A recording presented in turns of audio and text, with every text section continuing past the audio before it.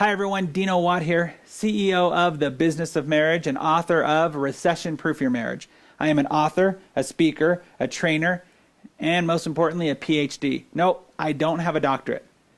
What I am is a passionate husband and dad. At The Business of Marriage, we help people take successful business companies, successful companies like Google, Yahoo, Microsoft, Experts Academy, McDonald's, Target, and take those successful systems that they have and place them into your marriage. Doesn't it make sense that if they've already got the system working to make sure that their business is successful, that we take the most important business, in my opinion, on the planet, which is marriage, and put those same systems into place? Isn't it interesting that when we were first dating our spouse or dating whoever, everyone was saying, oh, go have fun, enjoy it, have a good time. But then the moment you decided to get married, the moment you decided to say, hey, I want to commit myself to this person for the rest of your life, and you went to people that you trusted and say, hey, what's the secret? What do I need to do? And they would say things like, oh, it's a lot of hard work. Wow, that sounds fun. Sign me up, right? Who wants to go from having fun, have a good time, to it's a lot of hard work?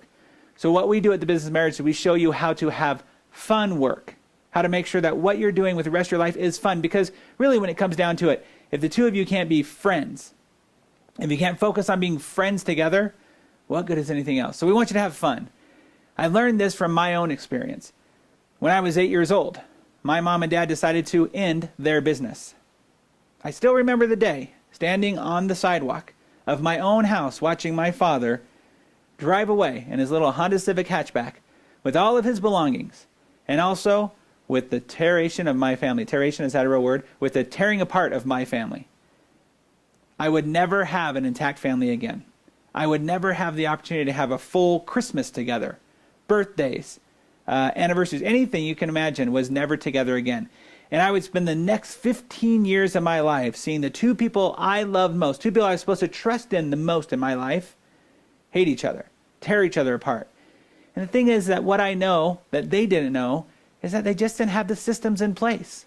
So literally, as an 8-year-old child, I made the decision I would never let this happen to any one of my children. So what I've done here is I've created 6 foundational principles for you to thrive in your relationship, to make sure that you have all you want out of your relationship. They're principles that are found in every business out there, but most people don't know that they need to put them in their relationship. So I'd love to show these with you. Let me show you. Let's get started on that. Every successful company has specific policies and procedures that they use in every situation. Everything from how they're going to deal with an insubordinate employee to what happens when a crisis shows up. Recently Toyota went through a bit of an issue with those brakes, with the brake systems, people saying the brake systems were locking up. If to think that they just went into panic mode and had no idea what to do, that's not actually correct. Every successful company, especially the big Fortune 500 companies, have policies in place for what will happen should disaster strike. So in the same sense, we need to have those policies and procedures in our relationships. We need to have things like NDAs, non-disclosure agreements. What are we or what are we not going to talk about with our friends and family when it comes to our relationship? Understanding the power of your words. What type of words and language are we going to use in our home? Every business has a specific language that they speak. You're not going to hear the same words on a construction zone as you would in a law firm because they have specific language they speak. What's the language in your relationship? How have you set up those policies and procedures for you? Human resources. In other words, kids. Every company has a human resource department, whether you're small or big. If you're a small company and you're a one-man show, guess what? You're the human resource department. In our marriage, we have to understand how we're going to deal with our children, how we're going to be the best parenting possible, how we're going to produce an amazing product for the rest of the world. That's for us to decide ahead of time and to be on the same team of how we're going to parent and what we're going to do for them. We need to figure out the strategies that we're going to use together for growing older. You can't have the same policies as you do with a 3-year-old that you would for a teenager. And then also beyond that, what about when they're adults and they have children and you're now the in-laws? What are your human resources that you're going to use in order to make sure that you have the best business possible? Marketing and advertising. How are you going to market yourself to your spouse? How are you going to keep the spark alive? Remember when you were first dating your spouse and everything you did was to make sure that they bought you? You did anything you could to make sure you could buy them. You would skip class.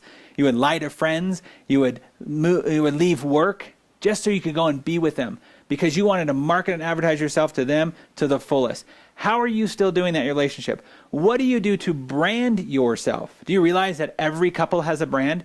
You know them. You know the Ken and Barbie couple, the perfect good-looking couple, and he's super good-looking and all cut, cut, not like me, but kind of cut, and she's just beautiful. She's got the big old hands. That's what she has, the big old hands, and the blonde hair, and she's just the beautiful woman. And then you have the martyr couple. You have the granola couple. There's a ton of different types that are out there, but that's your brand. The fun couple, the crazy couple, the don't want to be around them couple, or don't answer the phone couple. They're all out there.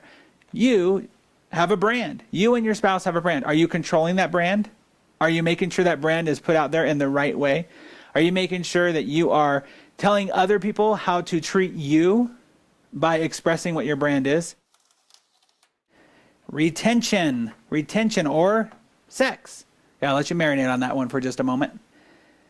Companies spend a lot of money to gain a customer. Every company puts out a ton of money, resources, marketing, branding to make sure that they get that one customer. But more importantly, once they do get that customer, they want to be able to keep that customer, have them keep coming back for more and making sure that customer is satisfied every time so they don't go looking for someone else. Hear what I'm saying? In the business of marriage, we have created 3 specific systems when it comes to sex. 3 different categories of sex so that both of you can get exactly what you want every time to make sure both of you are completely satisfied in your relationship. We have created a system because one of the highest rising reasons for divorce in this country is pornography use, the use of pornography. So no matter what you think about pornography, what we've done is we've created a system called the 11 Lies of Pornography, helping people overcome their pornography challenges, understanding what's really going on in the brain, understanding why it's happening, and understanding that it is actually more of a detriment to your relationship than it is an enhancement. Now, if you don't have a problem with pornography in your life, that's okay. Understand that if you're going to have children, this is a necessary evil. Understanding what pornography is. I don't like to know all about it. I don't like to know all the stats. It's kind of depressing. But I have a son, and I want to make sure that I understand what's going on because I know that the earliest age for most boys to see pornography is between 8 and 11. And ladies, don't just think it's all about men. Right now, there are more and more studies coming out that women, between 1 and 3 and 1 in 7 women have some sort of a pornography addiction. So it's for you as well.